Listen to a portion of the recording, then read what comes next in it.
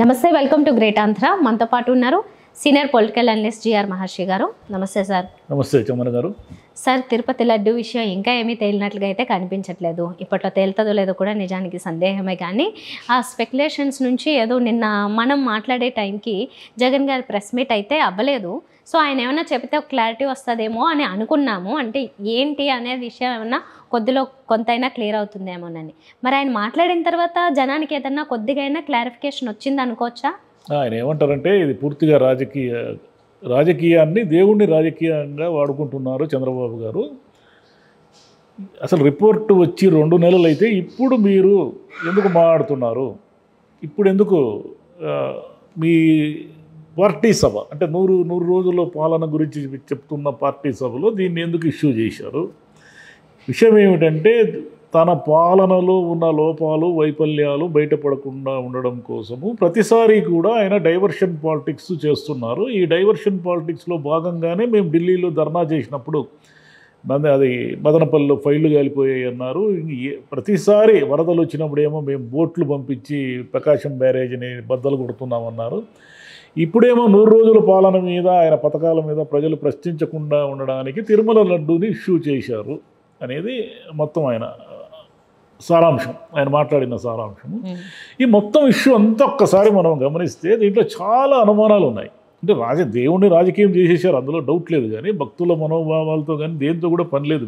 వీళ్ళు తెలుగుదేశం ఏం చేస్తూ ఉంది, చంద్రబాబు నాయుడు గారు ఈ కొవ్వు గెలిచింది, ఆ చేప నూనె గెలిచింది అని తీసుకొచ్చి ఆరోపణలతో వైసీపీ అప్పుడున్న టీటీడీ చైర్మన్ కానీ లేదా అది నేరుగా జగన్కే కదా తగిలేది.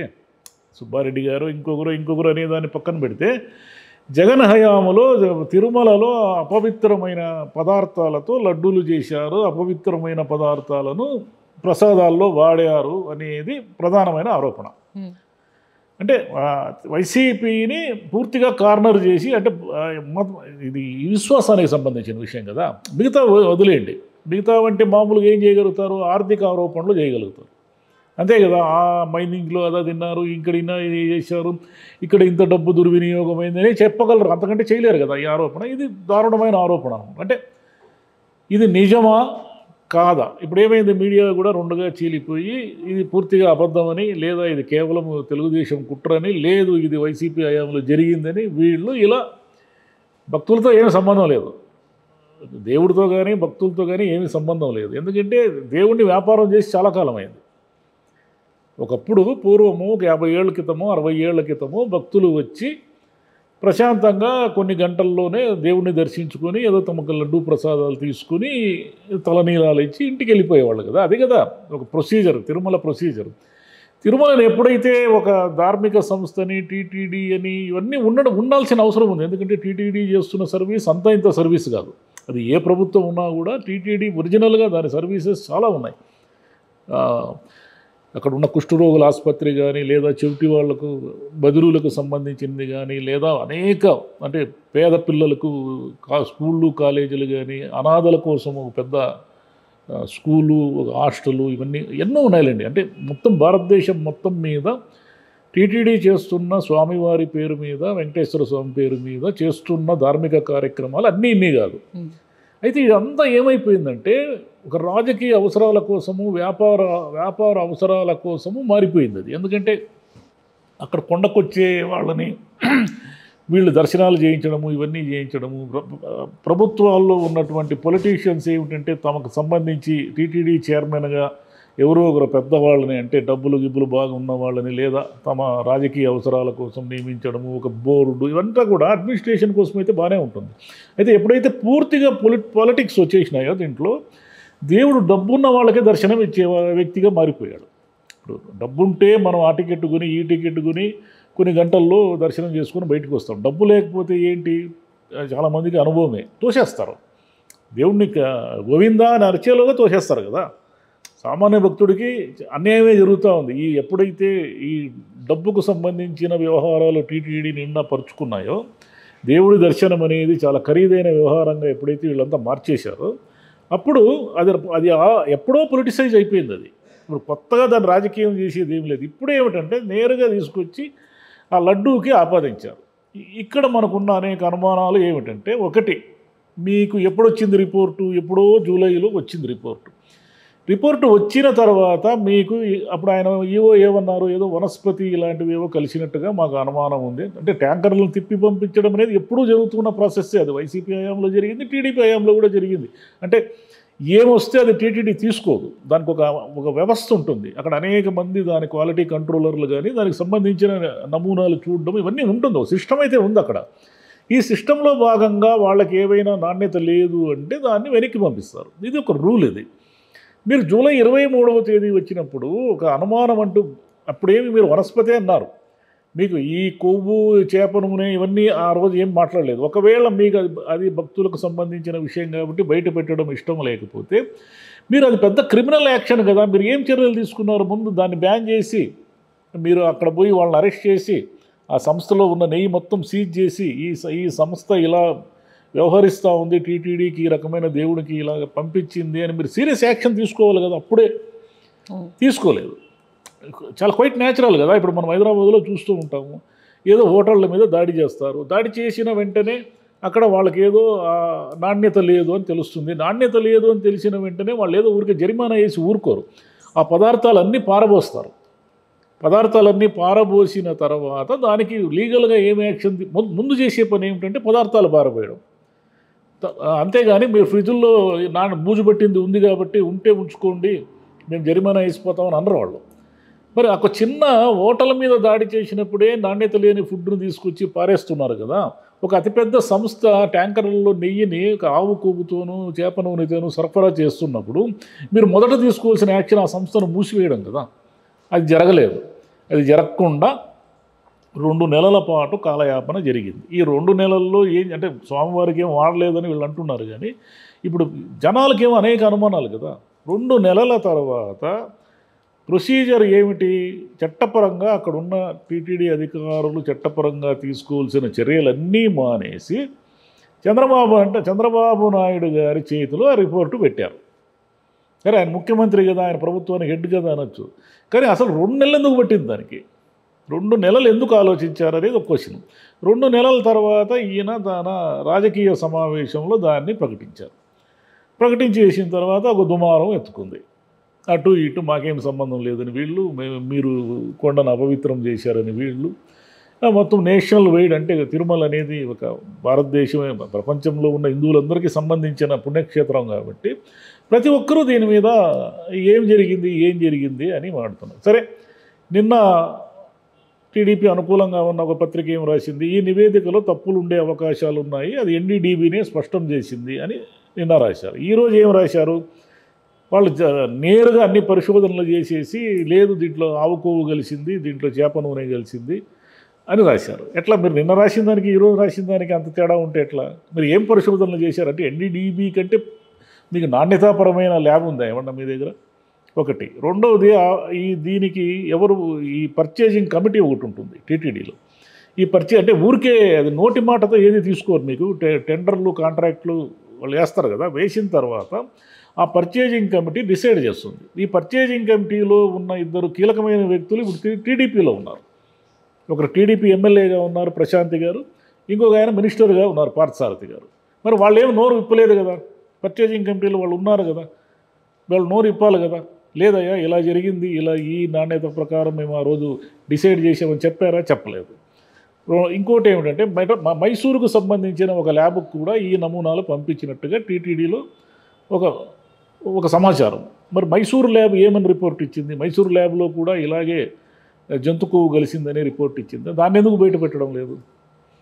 అంటే ఈ జాప్యం ఒకటి, ఈ కన్ఫ్యూజన్, అంటే ఈవో ఒక మాట చెప్పి చంద్రబాబు గారు ఇంకో మాట చెప్పి, అంటే నిజంగా ఆ సంస్థ నెయ్యిలు ఇలాంటి అపవిత్రమైన ఆ పదార్థాలు కలిపి ఉంటే ఇది మొత్తం మీకు టీడీపీకో వైసీపీకో సంబంధించిన వ్యవహారం కాదు. ఇది మొత్తం ఒక విశ్వాసానికి సంబంధించిన వ్యవహారం. దీని మీద మీరు పెద్ద ఎత్తున సిబిఐలో ఇంకో పెద్ద దర్యాప్తు సంస్థలు, అనేక దర్యాప్తు సంస్థలు ఉన్నాయి కదా, వాటన్నింటిని దింపి విచారించండి. విచారించిన ఎవరు నేరస్తులని తేలితే వాళ్ళు తీసుకోండి. నెయ్యి తక్కువ రేటుకు వచ్చింది కాబట్టి రివర్స్ టెండర్ అని అది ఇది అందరూ చేసింది అదే కదా. ఇప్పుడు 400కి నెయ్యి ఎలా వస్తుందని అందరూ ప్రశ్నిస్తున్నారు. మరి గతంలో మాత్రం 1000 రూపాయలు నెయ్యి కొన్నారు ఏమన్నా? గతంలో కూడా అదే 400 కదా నెయ్యే కదా. నందిని అంటున్నారు, నందిని కూడా అంతే కదా, ఇంచుమించు కాస్త తేడాతోనే కదా సప్లై చేశారు. మరి వాళ్ళకి వర్కౌట్ అయిన నెయ్యి మీకు అందరికీ 400 రేట్ అనేది న్యాయమైనప్పుడు మరి ఇక్కడ వీళ్ళు ఏదో తక్కువ రేటుకి ఇచ్చేసి మొత్తం కల్తీ చేసేసారు అనే మాట ఎందుకు? అందరు ఇస్తున్నది అదే. అంటే 400కి 420 రూపాయలకి నెయ్యి వర్కౌట్ అవుతుందా లేదా అనేది మళ్ళీ దాని మీద ఒక చర్చ నడుస్తూ ఉంది. దాని మీద చర్చ ఏమిటంటే, ఇప్పుడు ఒకటి అది పాలలో వచ్చే బై ప్రోడక్టే కదా. మీరు ఒక 10 లీటర్ల పాల నుంచి వెన్న తీశారనుకోండి, ఆ 10 లీటర్ల పాలను కూడా మీరు అమ్ముకుంటారు కదా. ఆ 10 లీటర్ల పాలు కూడా డబ్బే కదా మీకు. కాబట్టి బై ప్రోడక్ట్ కాబట్టి వాడు తక్కువ ధరకు ఇవ్వగలుగుతున్నాడు. అసలు మార్కెట్లో ఉన్న నెయ్యి ఏదైనా కూడా నాణ్యమైన నెయ్యే ఉందా లేదా మొత్తం ఇవే కలిపి మనకు అమ్ముతున్నారా?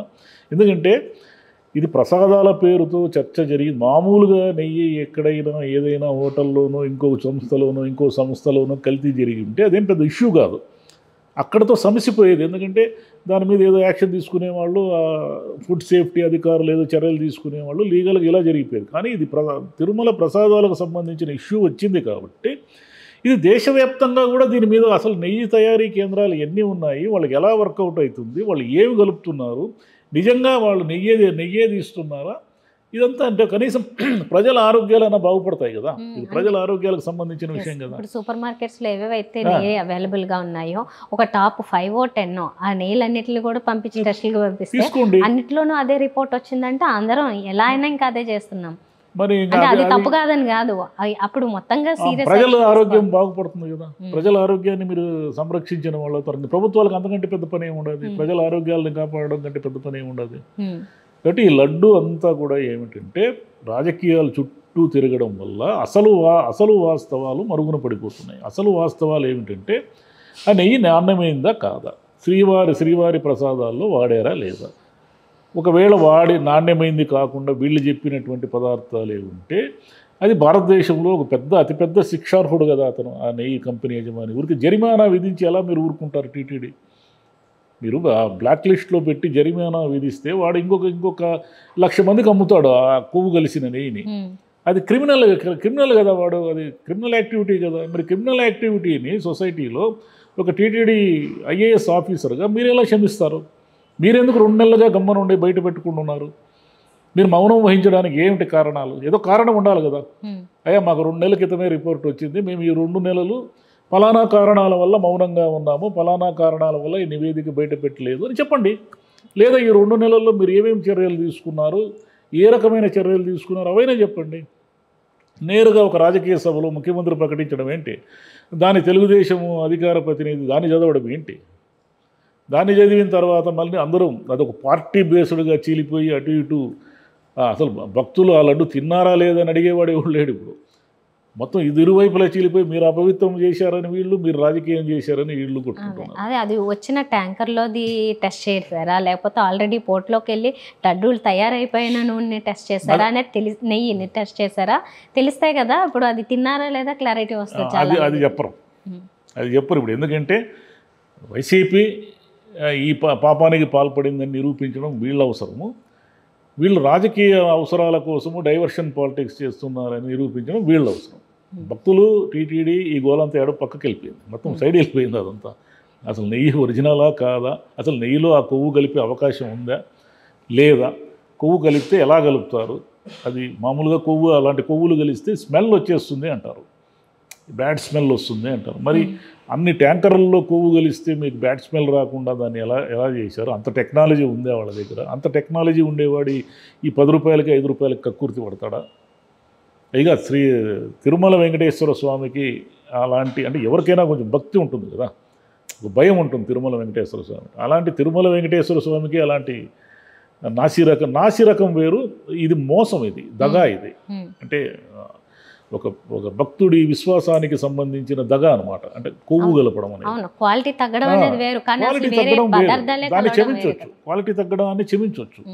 కానీ ఉద్దేశపూర్వకంగా ఇలాంటి జంతు కొవ్వులు కలపడం అనేది అది మోసము, దగా కూడా కాదు, శిక్షార్హమైన నేరం అది.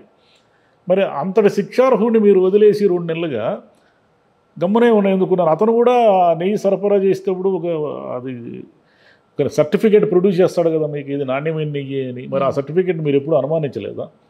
ఆ సర్టిఫికేట్ నిజమా కాదని ఎప్పుడు చూడలేదా? కాబట్టి దీనికి చాలా మతలబులు ఉన్నాయి. దీన్ని పొలిటిసైజ్ చేయడం వల్ల ఏమిటంటే అసలు వాస్తవం ఎప్పటికీ బయటపడకుండా ఉంది. ఇంక వీళ్ళు చెప్పినట్టుగా కోర్టులోకి వెళ్ళి కోర్టులో డిసైడ్. వీళ్ళు ఏమడుగుతున్నారు, మీరు మా హయాంలో ఇది జరిగిందని మీరు అంటున్నారు కదా, మీరు వెంటనే సుప్రీంకోర్టులోనో హైకోర్టులోనో ఎవరితో ఒకరితో, మీ ఇష్టం సిబిఐతో ఎవరితోనైనా విచారణ జరిపించండి. విచారణ జరిపించినప్పుడు తేలిపోతుంది కదా ఎవరు దోషులు ఎవరు నిర్దోషులు. ఇంక అంతకంటే మన దగ్గర మార్గం ఏముండదు. ఒక జడ్జితోనో ఒక సిబిఐతోనో ఇంకొకరితోనో విచారణ చేయించడం కంటే ఏదైనా ఒక సత్యాన్ని నిగ్గు తేల్చడానికి వేరే దారి ఏమైనా ఉందా?